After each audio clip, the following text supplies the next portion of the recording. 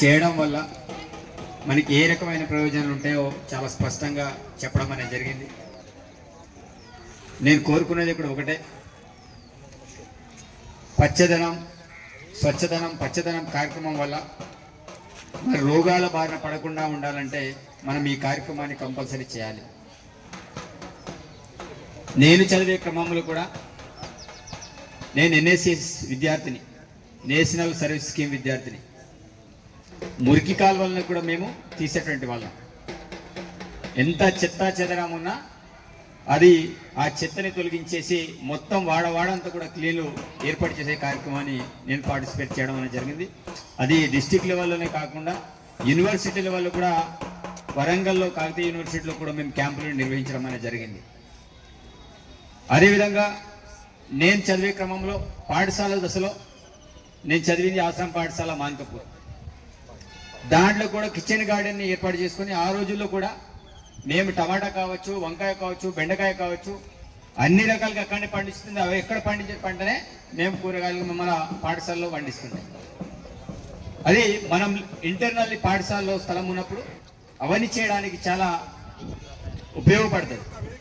కాబట్టి దీనివల్ల ఏమవుతుందంటే విద్యార్థులకు కూడా ప్లాంటేషన్ డెవలప్మెంట్ విషయం కావచ్చు, ఏ రకంగా చేయాలనే ఆలోచన. సరే, చాలామంది ఇక్కడ టౌన్లో చదువుతారు కావచ్చు, కాబట్టి మనం ఈ వ్యవసాయం గురించి అంతగా మనకు అవగాహన ఉండదు.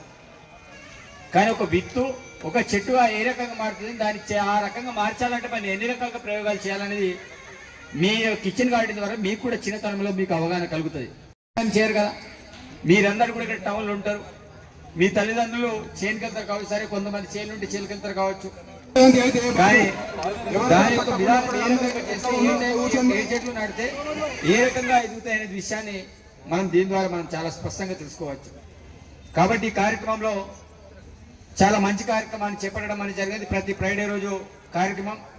అదేవిధంగా మీరు కూడా, మీరు ఇక్కడ పాఠశాలలో చేయడం కాదు, ఫస్ట్ ఆఫ్ ఆల్ మీ ఇంటి సరౌండింగ్లో ఎక్కడ కూడా మీకు ఏమనిపిస్తుందంటే, చాలా మంది పూల కుండీలు పెట్టేస్తారు.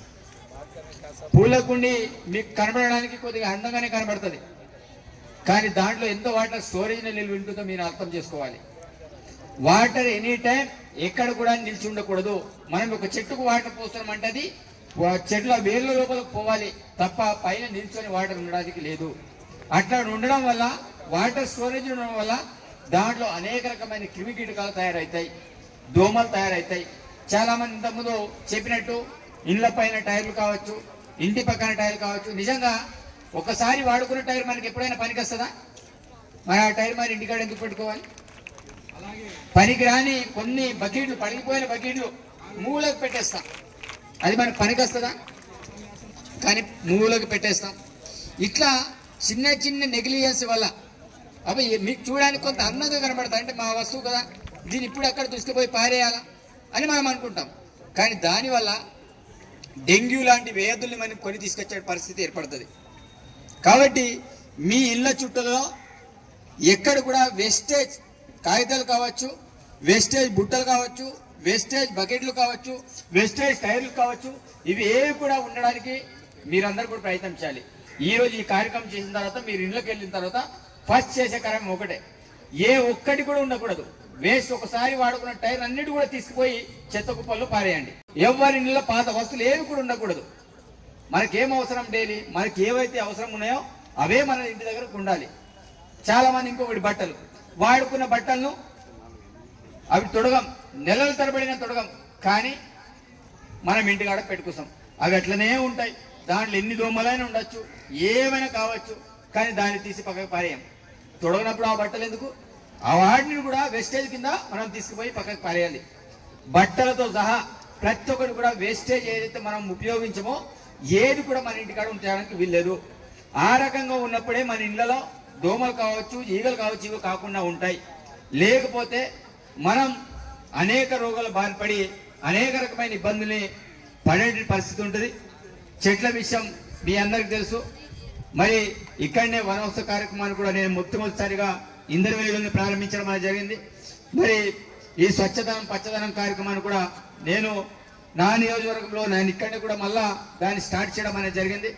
కాబట్టి విద్యార్థులకు అందరినీ కోరుకుంటాను, ఇక్కడ ప్రతి ఒక్కరు కూడా కోరుకునేది ఒకటే, చెట్లను మనం ఎంత పెంచితే మనకంత ఆరోగ్యవంతులుగా మనం తయారవుతాం. ఈరోజు ఆక్సిజన్ అందేది చెట్ల ద్వారానే. వర్షాలు పడాలంటే చెట్లే. ఈరోజు చెట్లన్నిటి కూడా ప్రతి ఒక్కరు నరకడానికి ప్రయత్నం చేస్తున్నారు, కానీ పెంచడానికి ఎంతమంది ప్రయత్నం చేస్తున్నాం? దీనివల్ల చెట్లు పూర్తి స్థాయిలో నశించడం వల్ల ఓజోన్ పొరలో మార్పులు చెందుతాయి, తీవ్రమైన ఎండలు కొడతాయి, తీవ్రమైన వర్షాలు పడతాయి, తీవ్రమైన చలి వస్తుంది. కాబట్టి కాలాలన్నీ కూడా మారుతున్నాయి. వర్షాకాలంలో వర్షాలు పడాలని, చలికాలంలో చలి ఉండాలి, ఎండాకాలంలో ఎండ ఉండాలి. కానీ ఏమవుతుంది? చలికాలంలో వర్షాలు పడుతున్నాయి, వర్షాకాలంలో ఎండ ఉంటుంది, ఎండాకాలంలో చలి ఉంటుంది. వాతావరణంలో చాలా రకాల మార్పులు చెందుతున్నాయి. మీకు అర్థమవుతుంది కదా, వర్షాలు ఒక్కొక్కసారి చాలా లేటుగా వస్తాయి, వస్తే ఒకేసారి ముందుకు వస్తాయి. అంటే ఇట్లాంటి వాతావరణ మార్పులు చెందడం వల్ల కూడా మనం అందరం కూడా అనారోగ్యానికి బారిన పడతాం. కాబట్టి అనారోగ్య బారిన పడకుండా ఉండాలంటే తప్పకుండా చెట్లను పెంచాలి.